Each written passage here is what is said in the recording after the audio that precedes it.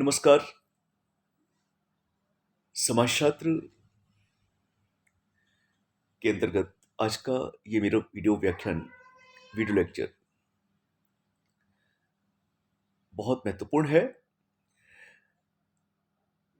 ये व्याख्यान केंद्रित है सामाजिक प्रक्रियाओं पर। विशेष रूप से इस लेक्चर के माध्यम से, इस वीडियो के माध्यम से मैं बात करूंगा सहगामी अर्थात एसोसिएटिव सोशल प्रोसेस की। हम मुख्य विषय पर पहुंचने से पहले, मुख्य बिंदु पर पहुंचने से पहले ये ध्यान रखें कि विश्व के प्रत्येक समाज में, चाहे वो यूरोपीय समाज हो या भारतीय समाज हो, नगरीय समाज हो या ग्रामीण समाज हो, आदिम समाज हो या आधुनिक समाज हो, प्रत्येक समाज में सामाजिक प्रक्रियाएं कार्य करती हैं, सामाजिक प्रक्रियाएं चलती हैं। सामाजिक प्रक्रियाएं ही किसी समाज की दशा और दिशा को प्रदर्शित करती हैं कि वो समाज प्रगतिशील है या पिछड़ा हुआ है, सभ्य है या असभ्य है। समाज में चलने वाली विभिन्न प्रकार की सामाजिक प्रक्रियाओं को व्यापक स्तर पर दो भागों में वर्गीकृत कर सकते हैं। पहली सहगामी सामाजिक प्रक्रियाएं और दूसरी असहगामी सामाजिक प्रक्रियाएं। सहगामी सामाजिक प्रक्रियाएं समाज के उत्थान के लिए, समाज के विकास के लिए, समाज की गतिशीलता के लिए, समाज के कल्याण के लिए नितांत आवश्यक हैं। ये प्रक्रियाएं ही समाज को ऊंचाइयों की ओर ले आती हैं। ये प्रक्रियाएं ही लोगों को एकता के सूत्र में बांधने का कार्य करती हैं। इसके विपरीत असहगामी सामाजिक प्रक्रियाएं समाज में विघटन की स्थिति पैदा करती हैं, समाज को विघटित करती हैं, समाज के लोगों में दूरियां पैदा करती हैं, समाज में हिंसा फैलाती हैं, अपराध को बढ़ावा देती हैं। इस वीडियो के माध्यम से मैं बात करूंगा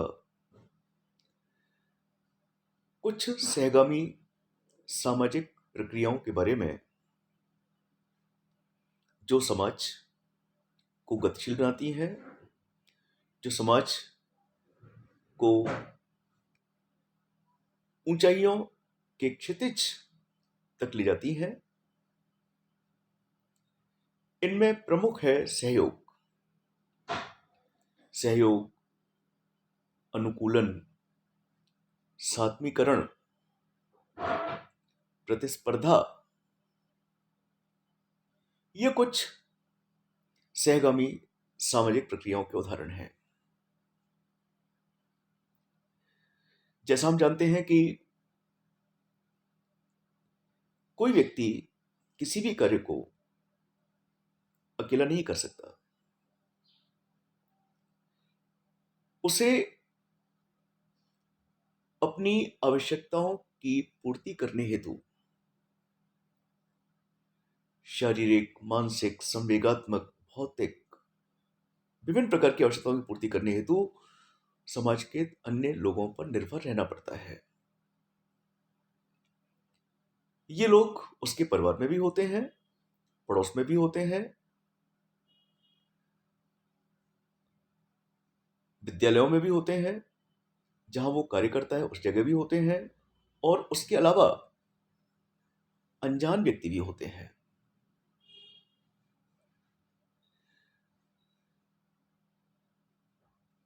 उसे समय समय पर दूसरे लोगों की सहयोग की आवश्यकता पड़ती है। तो वही दूसरी ओर दूसरे लोग भी उससे सहयोग की अपेक्षा करते हैं। तो सहयोग एक सहगामी एसोसिएटिव सामाजिक प्रक्रिया है। जिस समाज में लोगों के बीच सहयोग की भावना ज्यादा पाई जाती है, वो समाज उतना ही मजबूत होता है। अनुकूलन सहगामी सामाजिक प्रक्रिया का दूसरा उदाहरण है। अनुकूलन जिसे एडजस्टमेंट कहते हैं। जैसा हम जानते हैं कि प्रत्येक व्यक्ति की इच्छा होती है कि वह अच्छे से अच्छे वातावरण में रहे, अच्छे से अच्छा भोजन करे, उसका निवास स्थान बहुत अच्छा हो, उसका मकान बहुत अच्छा हो, उसके पास रोजगार हो, सारी सुविधाएं हो। लेकिन वास्तविकता इसके विपरीत है। अधिकांश लोगों को वो सब नहीं मिल पाता जो उनकी कल्पनाओं में सम्मिलित होता है। फिर ऐसी स्थिति में व्यक्ति को अनुकूलन करना पड़ता है, एडजस्ट करना पड़ता है।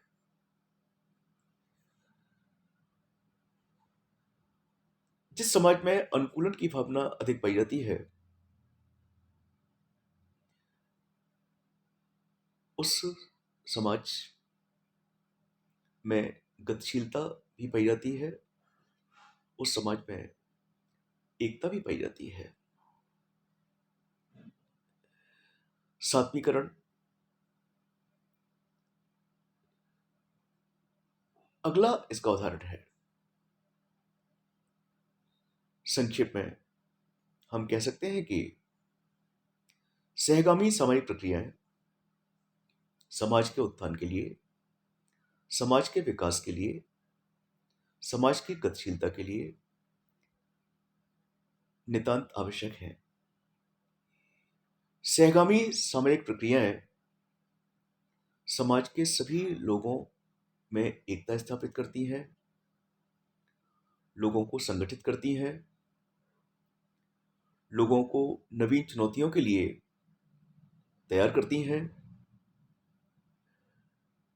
प्रतिस्पर्धा के बारे में विचारकों में भेद है। कुछ विचारक इसे सहगामी सामाजिक प्रक्रिया मानते हैं, तो वहीं कुछ विचारक इसे असहगामी सामाजिक प्रक्रिया मानते हैं। मेरा मानना है कि प्रतिस्पर्धा एक सहगामी सामाजिक प्रक्रिया है। ऐसा इसलिए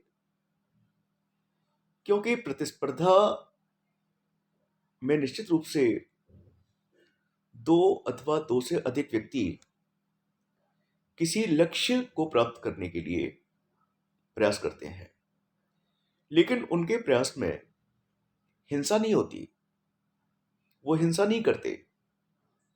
प्रत्येक व्यक्ति लक्ष्य को प्राप्त करना चाहता है, करने का प्रयास करता है, लेकिन इसके लिए वह दूसरों को किसी भी प्रकार का कोई नुकसान पहुंचाना नहीं चाहता। तो प्रतिस्पर्धा को भी हम सहगामी सामाजिक प्रक्रिया में सम्मिलित कर सकते हैं। तो ये वीडियो जिसके माध्यम से मैंने सहगामी सामाजिक प्रक्रियाओं पर प्रकाश डाला है, समाजशास्त्र के विद्यार्थियों के लिए एक अच्छा व्याख्यान, अच्छा वीडियो सिद्ध होगा, ऐसी मेरी कामना है,